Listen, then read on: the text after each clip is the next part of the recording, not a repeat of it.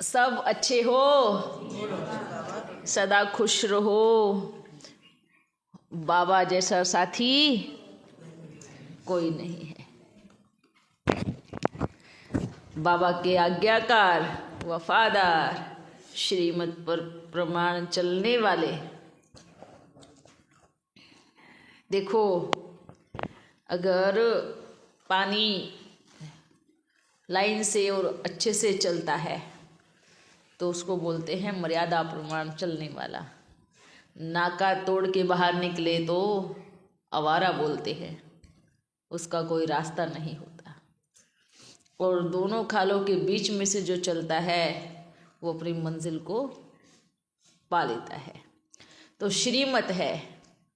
श्रीमत वो एक ऐसा हमारा मर्यादा है जिसके अंदर से हम चलते चलते चलते चलते अपने स्थान पर पहुंच जाएंगे। समझ में आया? हाँ, श्रीमत प्रमाण चलने के लिए क्या करना है? जो बाबा कहे, फिर जैसे बाबा कहे। और बच्चे करते भी हैं, पर वो थोड़ी टाइम के लिए, 2 रोज 4 रोज ठीक रहेंगे। उसके बाद क्या करेंगे? जैसे थे वैसे के वैसे चलते हैं। फिर आपको मालूम है क्या होता है? जो पानी नाका तोड़ के बाहर निकलता है, उस नाके पर दूसरी मिट्टी उठा के लगाई जाती है और वो पानी उससे बाहर चला जाता है। वापिस तो अंदर नहीं आएगा ना। क्या हो गया? बाहर चला गया। क्यों? क्योंकि उन्होंने श्रीमत का नाका तोड़ दिया। इसलिए बोलते हैं, सीता ने लक्ष्मण रेखा को लांघा तो रावण के शोक वाटिका में चली गई। हाँ, समझ में आया? कौन सी लक्ष्मण रेखा? जो ये श्रीमत की रेखा, जो रोज बाबा बच्चों को श्रीमत की लक्ष्मण रेखा खींच के जाते हैं, उसके बाद भी बार बार उस श्रीमत का उल्लंघन करते हैं, तो क्या होता है? क्या होता है? रावण ले जाता है। रावण उठा के ले जाता है। फिर राम को कितना भी चिल्लाओ, बचाओ बचाओ बचाओ, तो क्या होगा? क्या होगा? नहीं। जब तक पूरी तरह पश्चाताप नहीं हो जाता, जब तक रो रो के बुरा हाल नहीं हो जाता, जब तक देव ईमान का अंश भी ना खत्म हो जाता, तब तक बाबा बचाने नहीं आते। तो ये कहानी कोई वहाँ की नहीं है, त्रेता युग की। ये कहानी यहीं की है। जिसने श्रीमत को लांघा और बार बार उल्लंघन किया, वो चाहे कोई भी हो, उसको क्या होता है? माया रावण खींच के ले जाता है। तो सीता ने लांघा। अब एक सीता तो नहीं थी, एक सीता थी क्या? सीता का मतलब क्या होता है? सीता का मतलब होता है आत्मा। राम होता है शिव। अब द्वापर युग से क्या, या अभी ये शूटिंग तो अभी होती है ना, अब अगर कोई भी श्रीमत प्रमाण नहीं चलते, लांघते हैं बार बार, तो रावण उनको ले जाता है। वो रावण की सेना में जल के राख हो जाते हैं। पर जो बाप के श्रीमत प्रमाण चलते हैं, वो बाप के साथ उनका नाम वाला होता है, गायन होता है, पूजन होता है। इसलिए रावण की एफिजी बनाए जलाते हैं, पर राम के जगह जगह मंदिर बनाए पूजा करते हैं। हाँ, तो 1 साल में 1 दिन ही याद, और राम तो हर एक के मुख पे होता है, मन में होता है। तो राम कौन? राम है शिव, वो राम। तो इसलिए बोलते हैं लक्ष्मण कौन होता है? हाँ,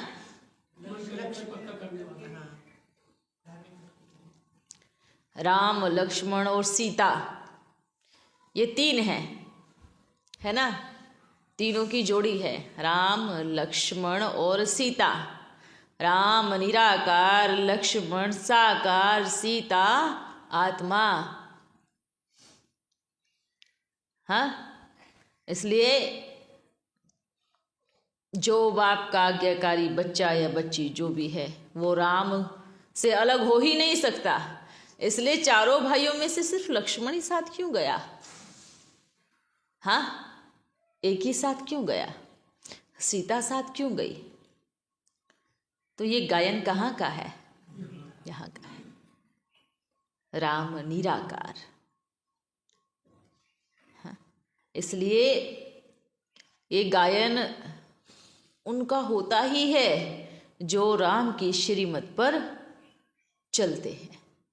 इसलिए ध्यान रखो, हमारे से सब खुश हैं क्या? हमसे सब संतुष्ट हैं? अगर एक से मेजॉरिटी संतुष्ट है तो मानो आप श्रीमत प्रमाण चल रहे हो। कोई 1% ना खुश है तो कुछ संस्कारों का टक्कर उनके संस्कारों का या हमारे कुछ भी हो सकता है। और मेजॉरिटी खुश है तो मेजॉरिटी आपसे आपका चार्ट अच्छा दे रहे हैं तो मानो आप ठीक चल रहे हैं, आप श्रीमत प्रमाण चल रहे हैं। और मात्र 10 में से एक ही व्यक्ति आपके साथ खुश है तो आपको क्या लगता है कि आप श्रीमत प्रमाण चल रहे हो? नहीं। इसलिए अपने संस्कारों को चेक करो, देखो कि क्या मैं ठीक चल रही हूं या मैं ठीक चल रहा हूं। इस पे पूरा ध्यान देना है। जितना आपके आसपास का एरिया साफ रहेगा उतना मानो आपका मन भी उतना ही साफ है। आप एकदम साफ सुथरे चकाचक हो पर आपकी चारों तरफ बिखरने वाली है, उससे इसलिए बोलते हैं मन की स्वच्छता है ना, अपने आसपास की स्वच्छता से निर्भर करती है। तो मन भी साफ हो तो हाँ, भले किसी का संस्कार ऐसा होता है, नेचर ऐसा हो जाता है, लेकिन उसको हम चेंज कर सकते हैं, उसको बदल सकते हैं। हाँ, जैसे ही हम आसपास भी साफ सफाई रखेंगे तो मन को भी इतना अच्छा लगेगा। ऐसे सोचो कोई 1 महीने तक नहा ही नहीं हो, सोचना, और अचानक से उसको एक दिन पकड़ के नहला दिया जाए, उसके बाल बूल काट करके बढ़िया कपड़े बदल के, तो उसको कैसा लगेगा? उसको पता ही नहीं कि स्वर्ग क्या होता है, उसको उसी दिन स्वर्ग लगेगा कि आज मैं स्वर्ग में हूँ, है ना? ऐसा होता है ना। तो रोज ऐसी फीलिंग लो ना। कैसी फीलिंग? स्वर्ग में है। अरे संगम युग तो स्वर्ग से भी उत्तम है, ऊपर है। क्यों? कारण है इसका, यहाँ आपको फीलिंग है सुख और दुख की, स्मृति है।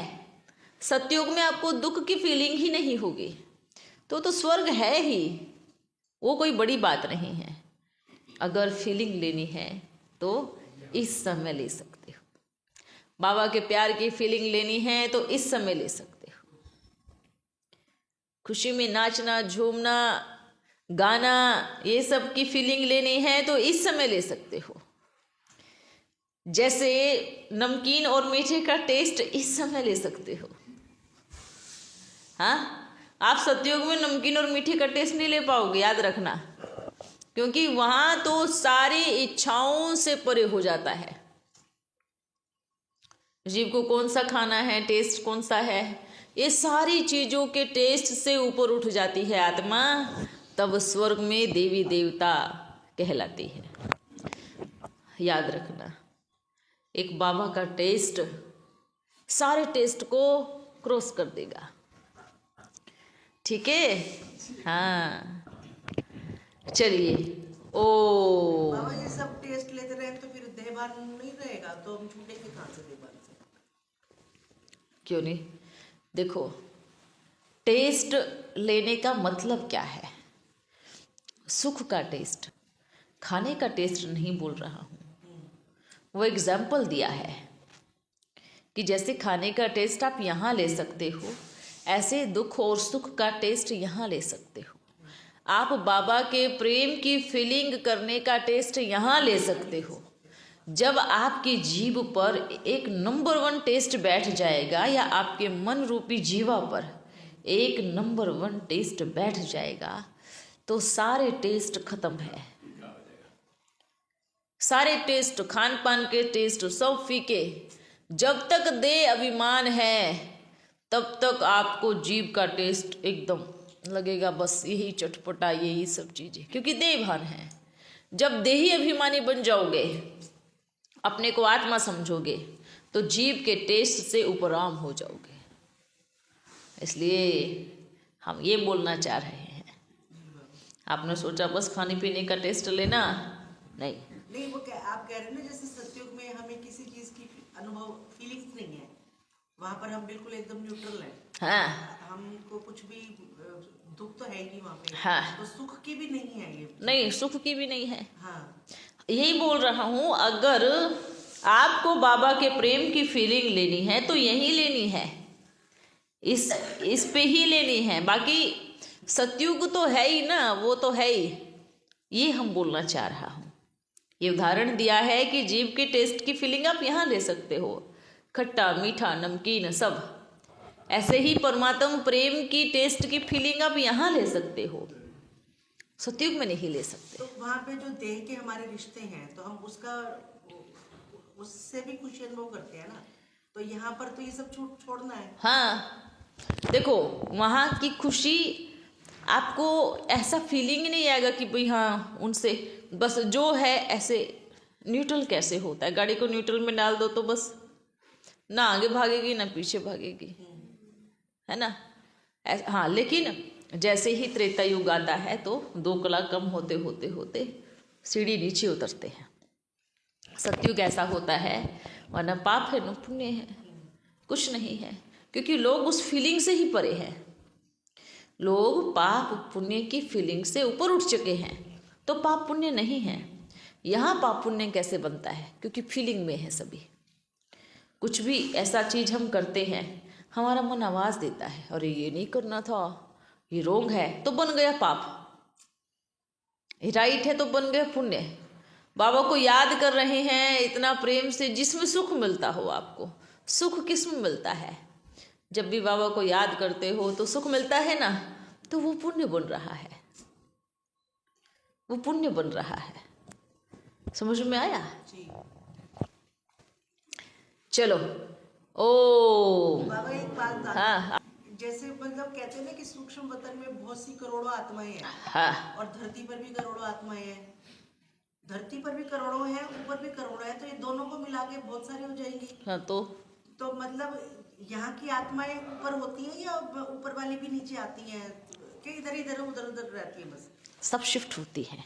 अच्छा, आती जाती ये चलता है। ऐसा नहीं कि उधर की उधर ही रहेंगी, इधर की इधर ही रहेंगी। वो भी आती है और इधर से भी जाती है। फिर पर बैलेंस रहता है, मतलब इतनी ही रहती हैं। ठीक है, जैसे इतनी रहती है, हम ये नहीं कहूँगा। ये पेड़ है ना आपका जी, ये हर साल नए पत्ते भी तो देता है ना, पर पुराने झड़ भी तो जाते हैं ना। ये ऐसे चलता रहता है सिस्टम, इसलिए इसमें ज़्यादा सोचना भी नहीं है। चलो। एक दिन ऐसे ही हमारा प्यारा बाबा खड़ा था धरती पर, ऐसे सरिये पड़े थे, हाँ ऐसे मिट्टी पड़ी थी। पॉलिश तो नहीं है ना इधर, पॉलिश तो नहीं है, प्लास्टर वाला नहीं है अभी, चलो बाद में। तो क्या किया बाबा ने, उठा करके अनेकों घर बना दिए, बड़े सुंदर सुंदर।